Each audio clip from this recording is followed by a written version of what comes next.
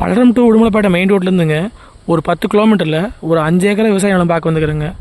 இந்த லேண்ட் பார்த்தீங்கன்னா பெரியவெட்டியிலேருந்துங்க கரெக்டாக ஒரு 10 கிலோமீட்டர் வருங்க.